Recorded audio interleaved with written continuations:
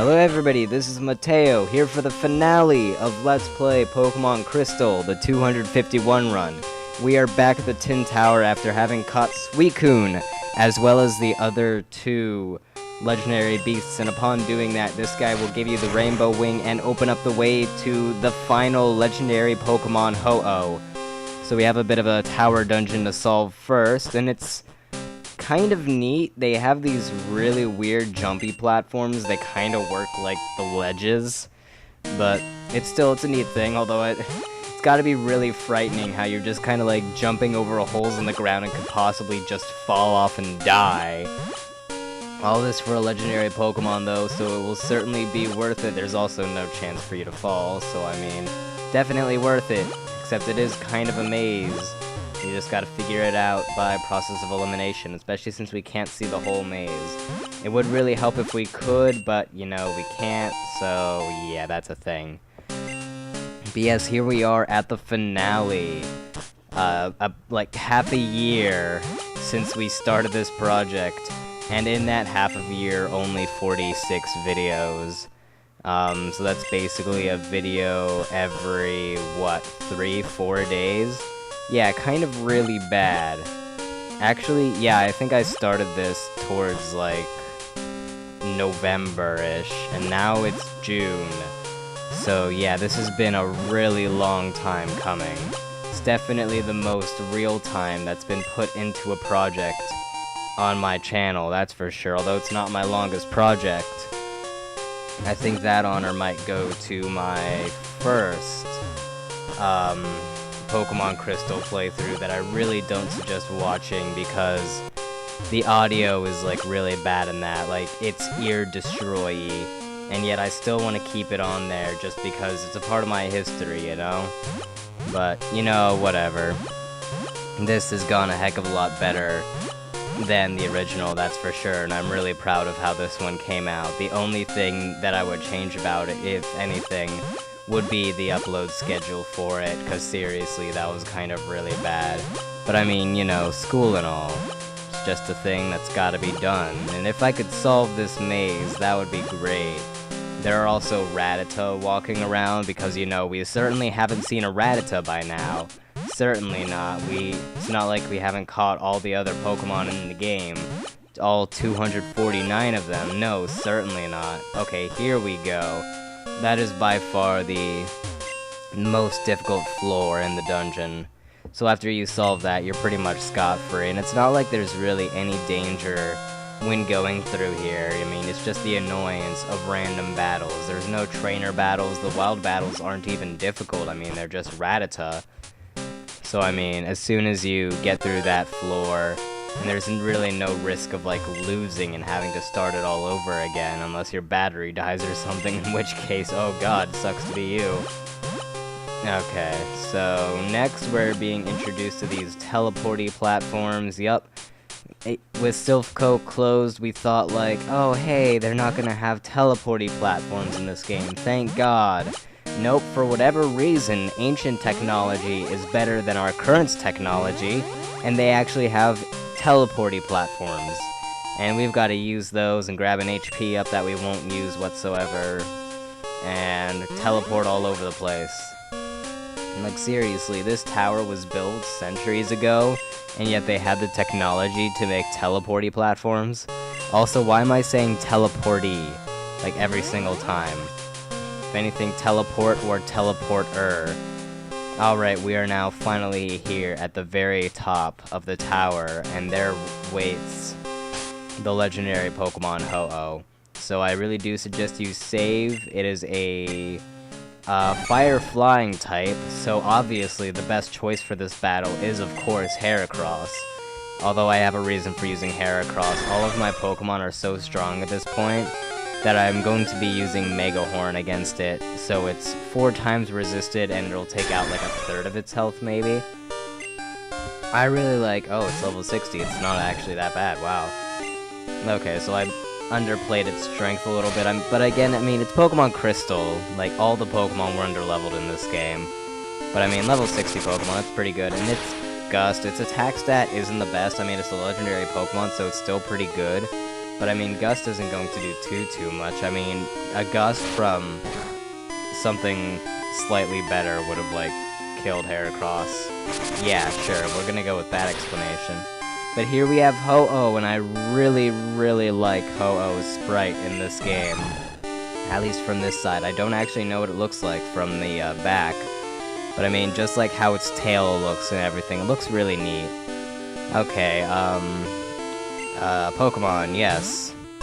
Man, look at that tail and then those wings and how it looks like it's ready to just lunge out at you and stuff. It looks like it's ready for a fight. So, like I said, Ho-Oh is a fire-flying type, which we had seen before in the form of Moltres, another legendary bird Pokemon. So it's nothing really original. I kind of wish they gave Ho-Oh an original typing, like... I think they could have designed him to be fighting flying, maybe, or something like that. Maybe, well, I mean, Lugia, I think, should have been water flying, because, I mean, it's seen in the sea, usually, and, I mean, if Xatu didn't exist, then I would have been okay with the psychic flying typing, because that would have been original, but Xatu exists, so, meh. But still, I mean, have original typing for Ho-Oh, at least different from the legendary birds from the first game. But, you know, they decided to go with this, so we're gonna have to deal with it. Like Lugia, Ho-Oh is going to be extremely annoying and use Recover constantly.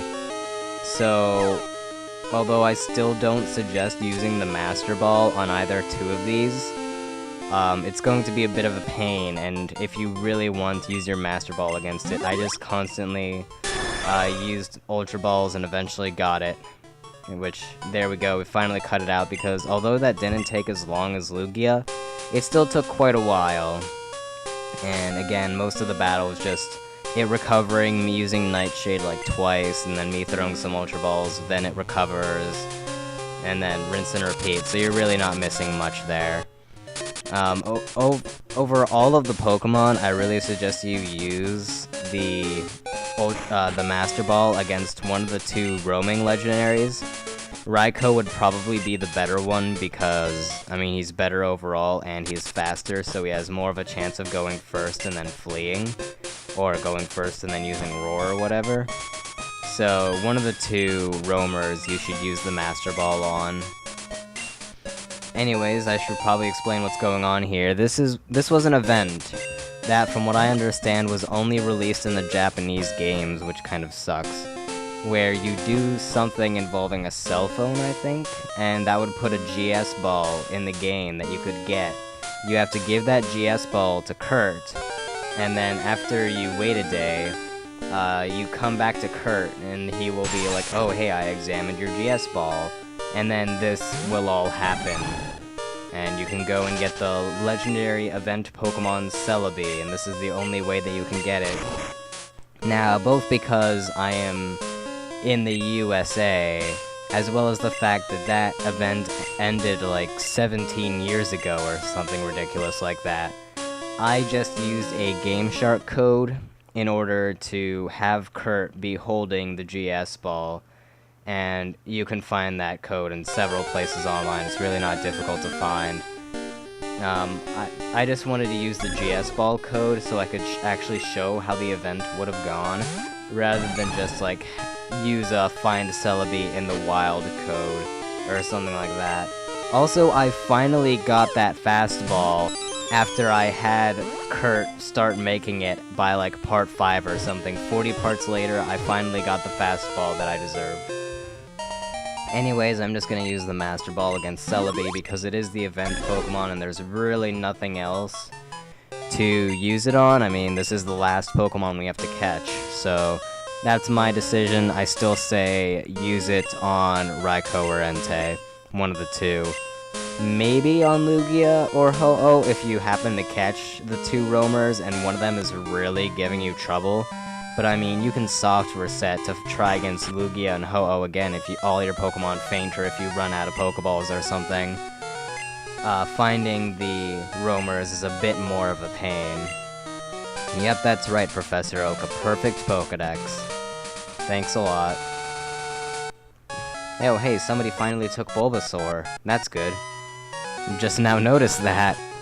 Alright, so there's one more place that we want to go and show off our Pokédex for, but really quickly, look at that.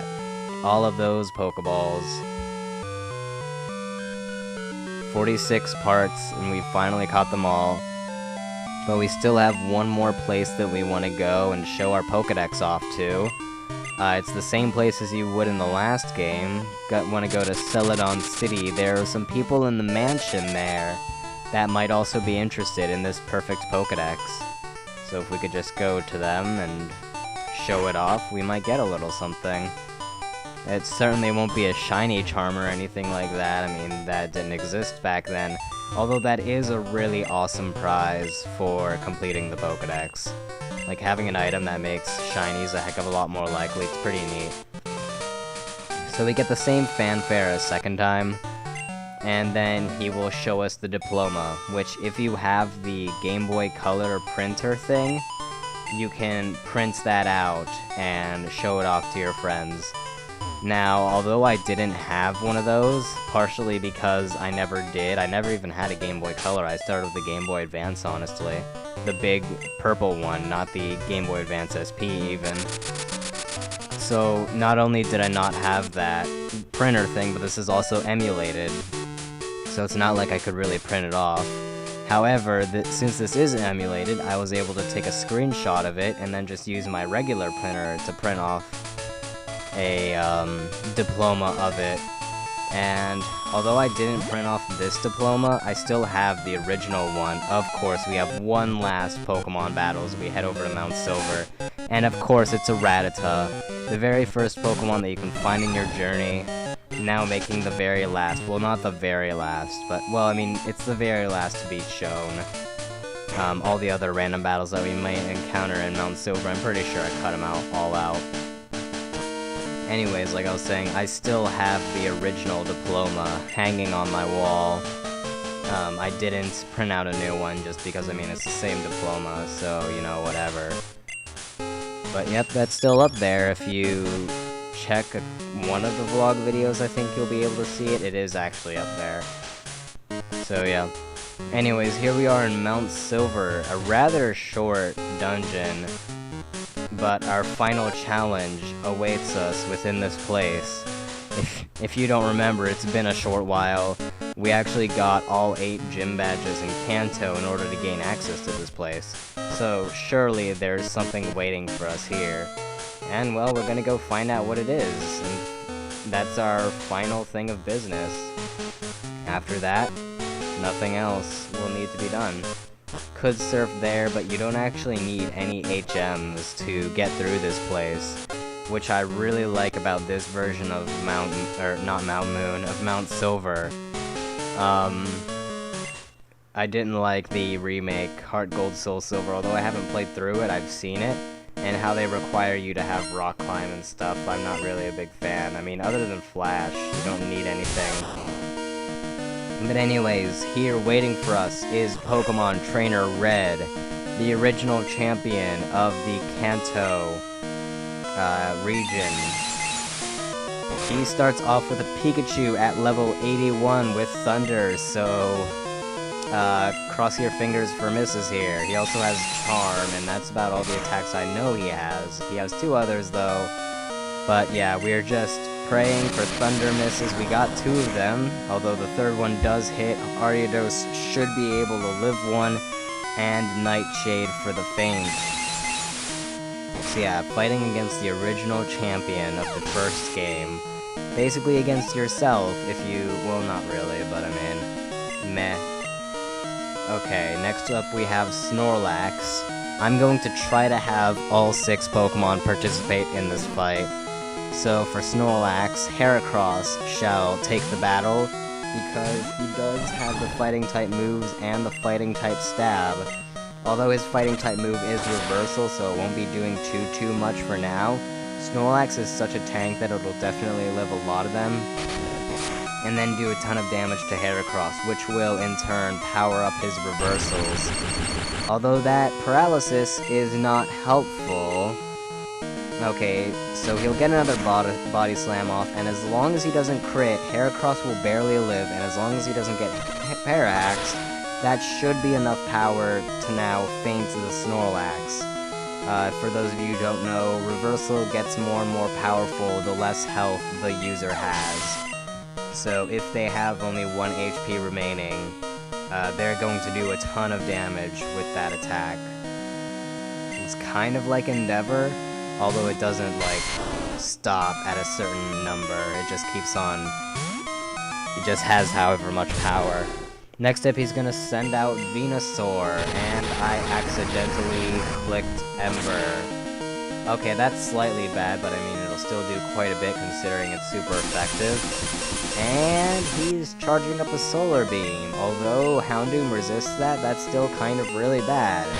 Hopefully we can feint him this turn with a Flamethrower. I think we should be able to. I mean, Flamethrower is more than 2 times more powerful than Ember. Yeah, there we go, we got it. And Venusaur goes down without much of a fight. I think up next he's gonna send out his Blastoise, considering it's super effective against Houndoom. So, it is Meganium's turn to shine.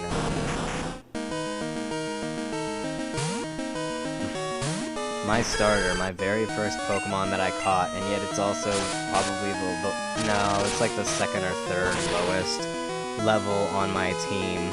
I remember last time I did this fight in the original playthrough, I leveled up all my Pokemon to like 75, and it just wasn't difficult at all, and Red could not do like anything against me. This time around, I just went with whatever levels I had, and it was slightly more difficult, but really you could have Pokemon at like only level 60 and still do okay in this fight in the Pokemon Crystal version. In Heart Gold and Soul Silver, although I haven't battled it, he looks a heck of a lot tougher, and thank goodness that Blizzard missed. That would have done a ton to Meganium. Probably not enough to feint, considering it's not stabbed. Meganium's special defense is pretty good for a starter, but that would have done a lot to Meganium. Man, I'm getting really lucky with these misses. I mean, Thunder and Blizzard only have like 70% accuracy, and yet he's missed 3 out of 4 of them combined. So he only has a 25% hit rate. It's a heck of a lot less than 70, that's for sure. Alright, for Charizard, we're just going to use Lantern because he's super effective. She is super effective in both fronts. I was pretty sure Lantern was a she. But yeah, she's super effective both against the fire and the flying, but Waterfall will be enough. Red has a full restore, he could have used it on Charizard. Oh well. So Waterfall is going to take him down. Surf might have been a slightly better option, I really don't know. I mean, they're basically the same since there's no such thing as double battles yet or anything, so meh. Alright, finally he has an Espeon, which, by process of elimination, will be taken down by Xatu. Although it's not the best matchup, really a Heracross should be doing this match as well, because he has the Mega Horn. Oh great, Reflect. Napfly is going to do a lot less damage, but I still think it's the best option. No, Psychic. Yeah, Xatu does resist the Psychic, so that's helpful at the very least. Okay, how much? Ooh, wow. Oh, it was a crit, that's why. I was gonna say, even after a barrier, I mean, I know Espeon isn't really the best defensively, but I didn't think it was that bad. Oh well. Okay, another Fly might be able to take it down. Actually, no, it just might barely survive. Oh yeah, I just barely survived, so I'm just gonna keep on spamming Fly. Oh no, I'm gonna go for Nightshade now, because that seems like the more powerful option. Just gonna get off another Psychic, but Xatu still resists it. And Nightshade will faint. Again, he's not using his full restore, I don't get why. Oh well, we beat him 6-0, Xatu gets a final level up, cause you know, why not? And that is the end of the battle against Pokemon Trainer Red. We get a ton of money. And with that, he just disappears. And that is the end of the game. With that, we have completed the Pokédex, catching every single Pokemon and raising them up, as well as beat all of the gyms. We became the champion, and we beat the first champion. Well, second, I guess. Blue or Gary or whatever you want to call him was kind of champion before Red for like 5 minutes, but still, we beat the original champion. Now we have a bit of a credit sequence here, of course, and they just show like the baby Pokemon dancing around. It's kind of odd, but you know, it's alright, and the music is just so cheery. Like, you really feel like you've accomplished something. But with that, we have completed this game. It's in its entirety. A project, a game, 6 or 7 months in the making, and it is finally over. Oh my, that Ditto animation, 2 years later, it still cracks me up. It is the funniest freaking thing. I love it. Oh man. Oh, it just feels so good to finally be done with this game again, and that kind of sounds like I'm saying like, oh, it was such a bad game. No, it is a really, really good game, and it's probably not my favorite Pokemon game, but it is definitely like up there. And it's just such a fun one. Well, Pokemon is fun in general, but it's just like the amount of work and time that I put into these Pokemon projects, catching them all and whatnot, is a lot. And to finally have it completed, it's just a really good feeling, you know? But with that, we are getting near the end of the credits, so I will see you all for my next Let's Play project, which I will be starting tomorrow. So I will see you all then. Goodbye.